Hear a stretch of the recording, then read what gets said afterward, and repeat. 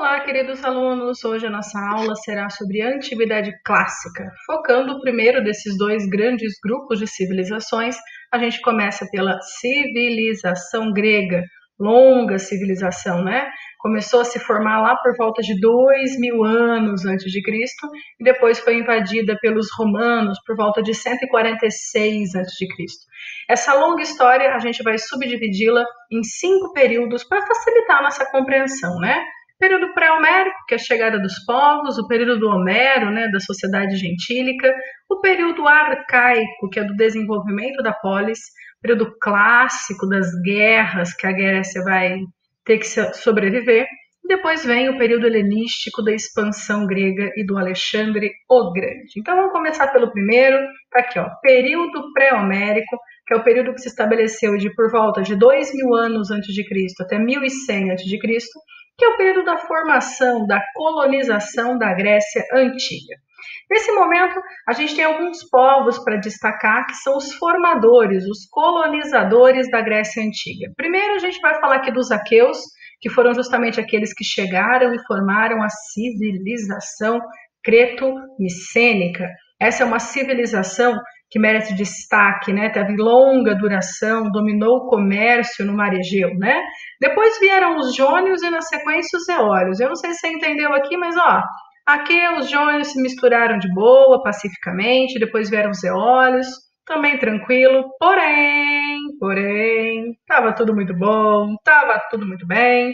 Chegaram os dórios, que foi uma chegada violenta por meio de conflitos, né? Eles vão querer as terras melhores que tinham na Península Balcânica. E aí o que vai acontecer? Guerra.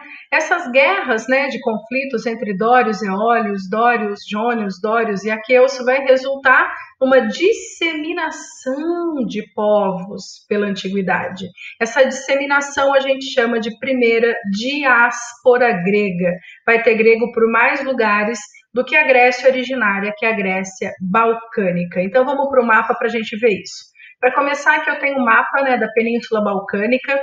Aqui de verdinho foi a chegada dos aqueus, depois aqui eu tenho a chegada dos jônios, depois eu tenho aqui a chegada dos eólios. E aí, por fim, né, nós temos aqui um grupo de aqueus que se estabeleceu nessa região e depois migraram para várias regiões. Aqui esse mapa mostra a migração justamente dos aqueus, com a chegada dos dórios, que provocou, né, alguns grupos fugindo, provocou essa fuga de alguns grupos. Aí a gente vai ter uma maior colonização insular dessas ilhas aqui do Mar Egeu, colonização aqui onde hoje é a Turquia, né, de várias regiões que serão, de certa forma, colônias gregas, né? Abel, colônia grega? É colônia.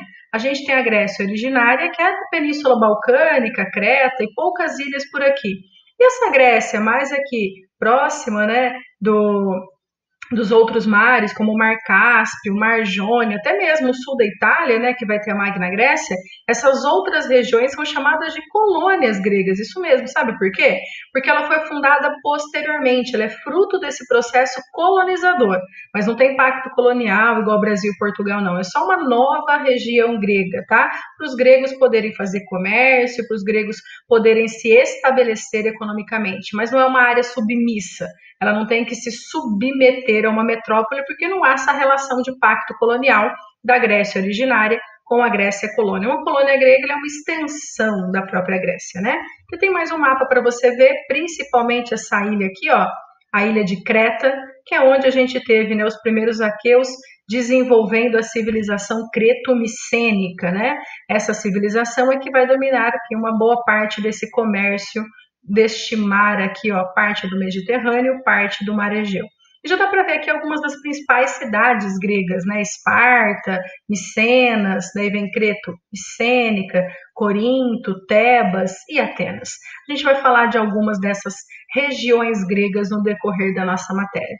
Com essa primeira diáspora, a gente tem, digamos assim, o encerramento desse primeiro período grego, né? A gente encerra o período pré-homérico com algumas imagens da sociedade creto-micênica para vocês verem. Aqui eu tenho uma cerâmica creto-micênica e um detalhe, né, dessa cerâmica da cultura que foi formada originariamente lá na Grécia Antiga.